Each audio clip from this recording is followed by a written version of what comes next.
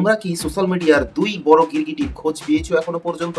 তো আমি খোঁজ দিয়ে দিচ্ছি খুব শীঘ্রই, দাঁড়াও দেখতে থাকো এই ভিডিওটা। সোশ্যাল মিডিয়ার এই দুই গিরগিটিকে অনেকেই মনে করে এরা হিরো, কারণ এরা নিজেদেরকে এমন ভাবে চালায় যেন তারা বাংলার সুপারস্টার। এক সময় এদেরকে দেখা যেত তৃণমূলের বড় বড় নেতাদের পাশে ঘুরতে, ছবি তুলতে, পোস্ট দিতে এবং বড় বড় ডায়লগ মারতে দেখা যেত। আর সেই সময় এদের এমন হাবভাব ছিল, যদি এদেরকে কেউ উল্টো করে কিছু বলতো সেই সময় এদের মধ্যে একজন বড় বড় ধমকি মারতো। ছোট ছোট কন্টেন্ট ক্রিয়েটরদের কপিরাইট স্ট্রাইক, চ্যানেল উড়িয়ে দেওয়ার ধমকি এবং তার সাথে সাথে পুলিশের ধমকিও মারতো। এমনকি এই কথাও বলতো যে আমার বড় বড় নেতাদের সাথে, আমার বড় বড় পুলিশের সাথে সম্পর্ক আছে, আমি চাইলে অনেক কিছু করতে পারি। আর এই দলে আমাদের এক নম্বরে আছে ওয়ান এন্ড অনলি ঢং মিডিয়া।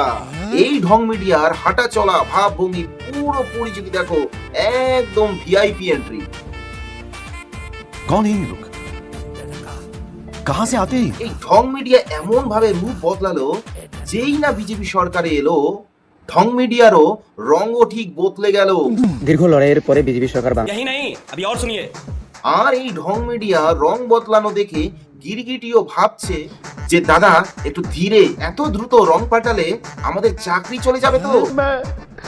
मैं मोदी साहब से गुजारिश करता এখন এই ঢং দাদা পুরো বিজেপি ভাই, মানে যেখানেই সুবিধা সেখানেই এই দাদার বিশাল আদর্শ। আর এরপরে আরো এমন একজন গিরগিটি আছে যে এক সময় বলতো যে ভাইপো আমার আইকন, ভাইপোর আদর্শ নাকি এই গিরগিটিকে অনুপ্রাণিত করে।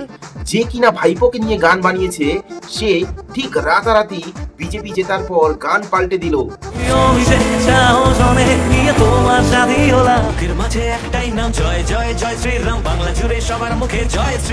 এক নিমেষে চুপচাপ সাইড বদলে নতুন গান রিলিজ।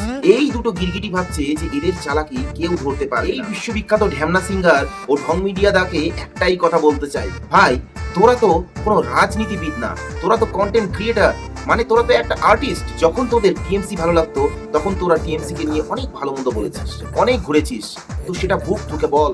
আর এখন অন্য সরকার এসেছে, প্রয়োজনে ওদিকেও যা, সেটাও বল। কিন্তু আমি জন্মের আগে থেকেও বিজেপি করি, আমার বাবা অনেক আগের বিজেপি কর্মী, এসব বলার কোনো মানে নেই। সে যেইটাই বল, যেই প্রমাণই দেখা ভাই, কেউ বিশ্বাস করবে না, তোদেরকে গিরগিটিই বলবে। আর তার জন্যই তো তোর বলা জিনিসগুলো তুই ডিলিট করে দিয়েছিস। আর তোরা নিজেরাই এত ওভার স্মার্ট হতে গিয়ে নিজেরাই ট্রোলের কন্টেন্ট হয়ে যাচ্ছিস। তো যাই হোক বন্ধুরা, এই গিরগিটির স্পেশাল এডিশন নিয়ে তোমাদের কি মতামত অবশ্যই কমেন্টে জানাও। আর এই ভিডিওটি ভালো লাগলে অবশ্যই শেয়ার করে দিও, সাবস্ক্রাইব করে দিও, ফলো করে দিও। ধন্যবাদ।